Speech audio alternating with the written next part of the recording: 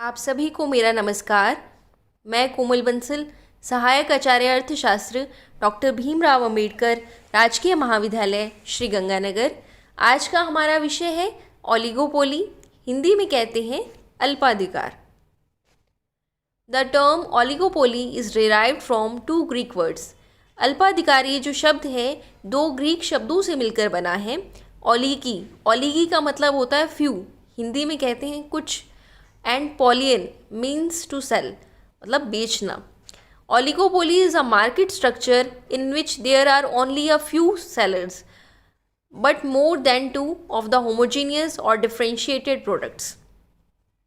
हिंदी में कहेंगे कि अल्पाधिकार उस बाजार संरचना को कहा जाता है जहां विभेदीकृत तथा समरूप उत्पाद के कुछ विक्रेता होते हैं। अल्पाधिकार वो बाजार संरचना होती है जहां पर कुछ उत्पाद समरूप होते हैं और कुछ विभेदीकृत होते हैं। अब देखिए इसमें क्या क्या जो परिभाषा मैंने आपको बोली, कौन कौन सी लाइंस इंपॉर्टेंट हैं। There are few sellers of a product, किसी उत्पाद के कुछ विक्रेता होते हैं। यहाँ मैंने दोनों ही लैंग्वेजेस में, हिंदी में और इंग्लिश में, दोनों में ही ट्रांसलेट किया हुआ है ताकि विद्यार्थियों को किसी भी प्रकार की दुविधा न हो। किसी उत्पाद की कुछ विक्रेता होते हैं। फ्यू कैन बी टू और मोर। कुछ का मतलब दो से अधिक विक्रेता से है।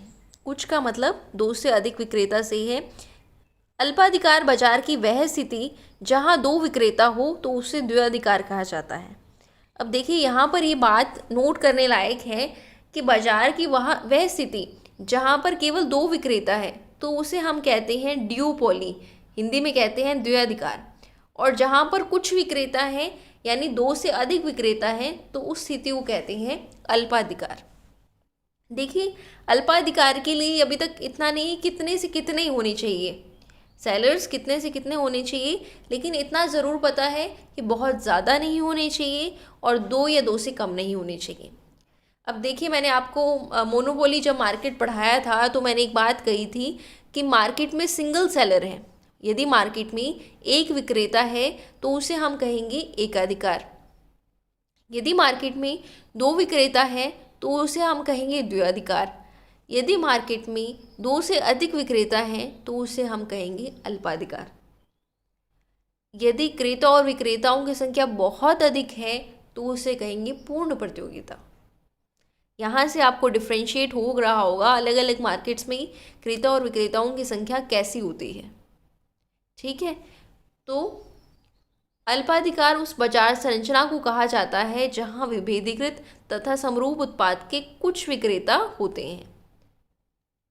विभेदीकृत भी उत्पाद हो सकता है और समरूप उत्पाद भी हो सकता है और कुछ विक्रेता होते हैं। अब प्रश्न ये उठता है कि अल्पाधिकार बाजार के उदाहरण कौन कौन से हैं, कौन से एग्जाम्पल्स हैं जिन्हें हम अल्पाधिकार में काउंट करेंगे। भारतीय बाजारों में ऑटोमोबाइल, सीमेंट, स्टील, एल्यूमिनियम इत्यादि अल्पाधिकार बाजार के उदाहरण हैं, क्योंकि इस प्रकार के बाजारों में किसी निश्चित उत्पाद की कुछ फर्में होती हैं।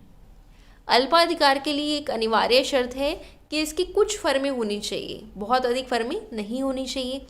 तो कौन कौन से सेक्टर्स लिए हमने, ऑटोमोबाइल हुआ, सीमेंट हुआ, स्टील हुआ, एल्यूमिनियम हुआ, तो ये अल्पाधिकार बाजार के उदाहरण काउंट होंगे।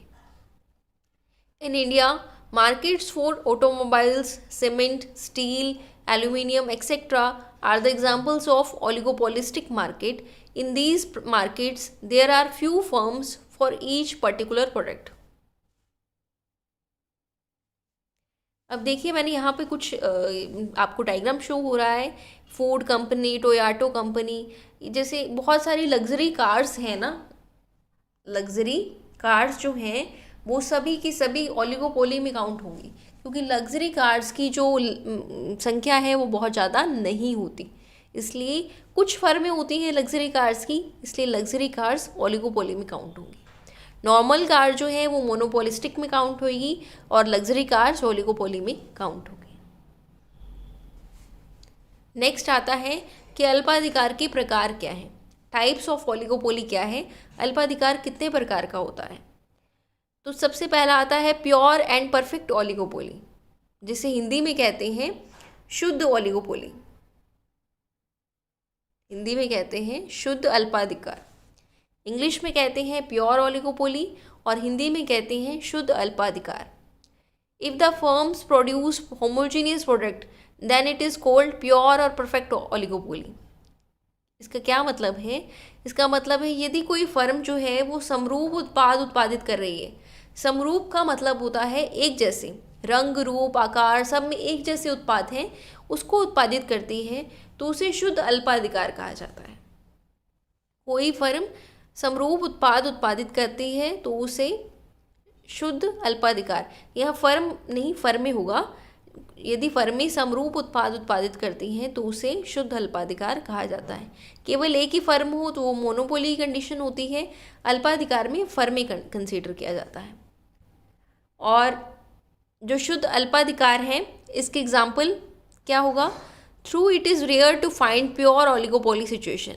ये बहुत मुश्किल है कि प्योर ओलिगोपोली सिचुएशन को हम फाइंड आउट करें, yet cement and steel industries approach pure oligopoly. Cement और स्टील इंडस्ट्रीज़ जो है उसको हम प्योर ओलिगोपोली कहते हैं। क्यों? क्योंकि एक जैसे होते हैं। अब सीमेंट में क्या समरूप उत्पाद ही होते हैं, सीमेंट एक जैसा सा ही होता है ऑलमोस्ट, इसलिए अप्रोच है इसकी प्योर ओलिगोपोली तक। बहुत कम है ऐसे एग्जाम्पल जिसे हम फाइंड आउट कर सकें, कुछ ना कुछ विभेद पाया ही जाता है। नेक्स्ट है इम्परफेक्ट और डिफरेंशिएटेड ओलिगोपोली। डिफरेंशिएटेड को हिंदी में कहते हैं विभेदीकृत। विभेदीकृत अल्पाधिकार, पहले था शुद्ध अल्पाधिकार जिसमें समरूप उत्पाद पाए जाते हैं, दूसरा है विभेदीकृत अल्पाधिकार। यहाँ पर हिंदी मीडियम वाले स्टूडेंट्स ध्यान दें, डिफरेंशिएटेड को हिंदी में कहते हैं विभेदीकृत अल्पाधिकार। If the firms produce differentiated products then it is called differentiated or imperfect oligopoly. यदि फर्में विभेदीकृत उत्पाद उत्पादित करती हैं तो उसे विभेदीकृत अल्पाधिकार कहा जाता है। फर्में अलग अलग उत्पाद, विभेदीकृत का मतलब होता है रंग रूप आकार में डिफरेंस हो, ऐसे उत्पाद उत्पादित करेंगी तो इसे विभेदीकृत अल्पाधिकार कहा जाएगा। For example passenger cars, cigarettes और सॉफ्ट ड्रिंक्स। अब देखिए आप सॉफ्ट ड्रिंक्स हैं तो पेप्सी अलग है, माज़ा अलग है और कोको कोला अलग है, कुछ ना कुछ स्प्राइट अलग है, कुछ ना कुछ इनमें डिफरेंस पाया जाता है। जो इसके रंग रूप आकार, टेस्ट, हल्का फुल्का, इन सब चीज़ों है तो सॉफ्ट ड्रिंक्स ही सभी चेंज करके बनाया जाता है। पैसेंजर कार्स हो गई, तो ये सब क्या है? डिफरेंशिएटेड ओलिगोपोली के एग्जाम्पल हैं। नेक्स्ट है कोल्यूसिव ओलिगोपोली। यदि फर्में एक साथ मिलकर कीमत तथा उत्पादन का निर्धारण करती हैं। कुछ फर्में एक साथ मिल जाती हैं और वो कहती हैं कि कीमत और उत्पादन हम एक जैसा रखेंगी, तो उसे कहते हैं कोल्यूसिव ओलिगोपोली। इसका एग्जाम्पल आप ओपेक से ले सकते हैं, oil producing and exporting countries. ये लोग जो एक्सपोर्ट करते हैं ऑयल का, ये ग्रुप बना लेते हैं और एक जैसी कीमत डिसाइड करते हैं। If the firms cooperate with each other in determining price or output or both, it is called collusive oligopoly or cooperative oligopoly. Next, non-collusive oligopoly। अल्पाधिकार बाजार में यदि फर्में एक दूसरे के साथ प्रतिस्पर्धा करती हैं। नॉन कोल्यूसिव ओलिगोपोली का मतलब होता है कि प्रतिस्पर्धा करना, किसी ने कुछ कीमत डिसाइड की, दूसरी फर्म ने कुछ कीमत डिसाइड करके क्या किया, जैसे अब इसमें क्या होता है कि मान लीजिए कोई प्रोडक्ट है, कोई पेस्ट का प्रोडक्ट है, तो उसने, या कोई कार है, एक कार कंपनी ने उसको 5 लाख की कहा, तो दूसरी कार कंपनी वैसा ही कुछ सिमिलर सा प्रोडक्ट बना के 4,50,000 की कर दे, तो इसमें क्या है, कंपटीशन पाया जाता है, कॉल्यूजन नहीं होता। तो if firms in an oligopoly market compete with each other, it is called a non-collusive और non-cooperative oligopoly। ठीक है। नेक्स्ट है इसकी विशेषताएं क्या हैं। अल्पाधिकार बाजार की विशेषताएं क्या क्या हैं? सबसे पहली विशेषता जो इसके अंतर्गत आती है उसे कहते हैं इंटरडिपेंडेंस। इंटरडिपेंडेंस मतलब होता है अंतर्निर्भरता। इंटरडिपेंडेंस का मतलब होता है अंतर्निर्भरता। अंतर्निर्भरता कैसे होती है? अंतर्निर्भरता से तात्पर्य यह है कि एक अल्पाधिकारी द्वारा निर्णय लेते समय ये ध्यान रखा जाता है कि उसके निर्णय की प्रतिक्रिया अनुरूप उसके प्रतिद्वंदी की प्रतिक्रिया किस प्रकार होगी। जैसे किसी ने डिसीजन लिया, अभी मैंने आपको बताया कि किसी कार कंपनी ने कार 5 लाख की बनाएगी, 5 लाख में वो सेल कर देगा, तो दूसरी कार कंपनी जो है वो डिसीजन लेती है कि 4,50,000, लेकिन वो सोचेगी कि दूसरी कार कंपनी का रिएक्शन क्या होगा, क्या उसके साथ कुछ ऑफ़र करेंगी, क्योंकि वो भी जो बैठने वाला नहीं है, जैसे उनकी सेल घटेगी तो वो कोई ना कोई एक्शन लेंगे। तो क्या होता है, इसमें अंतर्निर्भरता पाई जाती है। Interdependence means the action of one firm affect the actions of other firms. एक फर्म के एक्शन से दूसरे फर्म के एक्शन पर प्रभाव पड़ता है। A firm considers the action and reaction of the rival firms while determining it's price and output levels. एक फर्म कोई प्राइस और आउटपुट लेवल डिसाइड करती है तो राइवल के रिएक्शन को ध्यान में रखती है। यहाँ हिंदी और इंग्लिश मीडियम वाले स्टूडेंट्स जो हैं दोनों के लिए बेनिफिट है। जो बात मैंने हिंदी में लिखी है वही बात मैंने इंग्लिश में भी लिखी है। अंतर्निर्भरता से तात्पर्य यह है कि एक अल्पाधिकारी द्वारा निर्णय लेते समय ये ध्यान रखा जाता है कि उसके निर्णय के प्रतिक्रिया अनुरूप उसके प्रतिद्वंदी की प्रतिक्रिया किस प्रकार होगी। नेक्स्ट है importance of advertisement and selling cost. अब विज्ञापन लागतों की इसमें बहुत इम्पोर्टेंस है, महत्वपूर्ण भूमिका है। इसे हिंदी में कहते हैं विज्ञापन लागतें।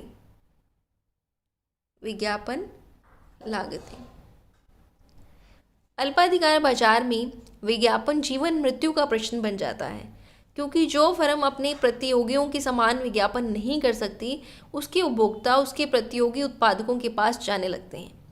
अब जैसे मैंने कोल्ड ड्रिंक्स का एग्जांपल दिया, स्प्राइट की ऐड कोई कर रहा है, पेप्सी की ऐड। अब स्प्राइट की ऐड सपोज़ करो कि सलमान खान ने की, तो अब जो है लोग जो सलमान खान को पसंद करते हैं वो सब स्प्राइट पीना शुरू कर देंगे। तो विज्ञापन का बहुत इम्पॉर्टेंट रोल है इसमें। और विज्ञापन में आप कुछ भी कर सकते हो, उसकी कवरिंग चेंज कर सकते हो, अलग अलग तरीके से विज्ञापन कर सकते हो। आजकल तो मोबाइल में कोई भी प्रोडक्ट की विज्ञापन करना शुरू कर दिया। जैसे किसी ने मोबाइल ख़रीदना है तो यूट्यूब पे उसका पूरा हिस्ट्री डालेंगे, कैसे मोबाइल है, उसकी क्वालिटी के बारे में डालेंगे। तो ये भी एक तरीका है। इससे क्या होता है, जो कंज्यूमर्स होते हैं वो अट्रैक्ट होते हैं। फर्म मार्केट में अपना शेयर बढ़ाने व बचाव के लिए बाजार के हथियारों का इस्तेमाल करता है, और विज्ञापन प्रमुख हथियार है। विज्ञापन क्या है, मेन हथियार है। In case of oligopoly, advertisement has a greater impact and price cannot be charged much. Therefore, there is very tough competition on the basis of advertisement and evolve better. Advertisement का बहुत greater role है oligopoly market में। oligopoly market एक ऐसा market है जिसे हम देखते हैं रोज़मर्रा की ज़िंदगी में। जो भी चीज़ लिमिटेड है और बहुत एक्सपेंसिव या अलग तरीके की चीज़ें हैं, कुछ फर्में जिसमें काउंट होंगी, वो सब क्या है, ओलिगोपोली के एग्जांपल्स हैं। ग्रुप बिहेवियर, समूह व्यवहार। Oligopoly is the concept of group behaviour. Oligopoly जो है ये कंसेप्ट है किसका, ग्रुप बिहेवियर का। There is firm have two choices. अब फर्म के पास 2 चॉइसेस हैं। अल्पाधिकार में जो व्यवहार पाया जाता है, इस स्थिति में फर्म के पास 2 पसंद होती है। फर्में आपस में मिलकर एक समान कीमत नीति बना लें। उनके पास क्या चॉइस है, या तो फर्में आपस में मिल जाएं और एक समान कीमत नीति बना लें, उसी कीमत पर फर्में अपना सामान बेचें। Either to join together and have common price policy. साथ मिलें और एक कॉमन प्राइस पॉलिसी अपना लें। कीमत तथा उत्पादन को निर्धारित करने में गलाकाट प्रतियोगिता पाई जाती है। अब बहुत बार कंपटीशन एग्जाम में क्वेश्चन आता है, भाई ये गलाकाट प्रतियोगिता क्या है, कट थ्रोट कंपटीशन क्या है। गलाकाट प्रतियोगिता में आप कीमत भी कम कर सकते हैं। पहले कुछ कीमत डिसाइड की, फिर उसके बाद दूसरे प्रतिद्वंदी ने कीमत कम कर दी। तो गलाकाट प्रतियोगिता में कीमत तथा उत्पादन को निर्धारित करने में गलाकाट प्रतियोगिता पाई जाती है। इस प्रकार समूह का व्यवहार यहाँ देखने को मिलता है। नेक्स्ट है indeterminate of demand curve. Or demand curve is not definite. बहुत इम्पॉर्टेंट, वेरी इम्पॉर्टेंट, ये जो आपकी करेक्टरिस्टिक्स है बहुत ज़्यादा इम्पॉर्टेंट है कि अल्पाधिकार बाजार में मांग वक्र अनिर्धारित रहता है। अल्पाधिकार बाजार में मांग वक्र का हम निर्धारण ही नहीं कर सकते। क्यों? क्योंकि फर्मों के मध्य क्या पाई जाती है? अंतर्निर्भरता पाई जाती है। मान लीजिए कि कोई ए फर्म ने प्राइस रिड्यूस की, अब बी और सी का रिएक्शन क्या होगा? मान लीजिए बी और सी ने भी प्राइस रिड्यूस कर दी, तो प्राइस रिड्यूस करने से सेल बढ़ेगी, ऐसा संभव तो नहीं है। ए ने प्राइस रिड्यूस की ये सोच कर कि सेल बढ़ जाएगी, लेकिन बी और सी ने भी प्राइस रिड्यूस की, तो इसलिए ए की जो सेलिंग पावर है उसमें कोई इम्पैक्ट नहीं आया। ये बहुत ही इम्पॉर्टेंट फीचर है, कंपटीशन एग्जाम में पूछा आता है कि मांग वक्र अनिर्धारित रहता है किस बाजार में? अल्पाधिकार बाजार में। धन्यवाद।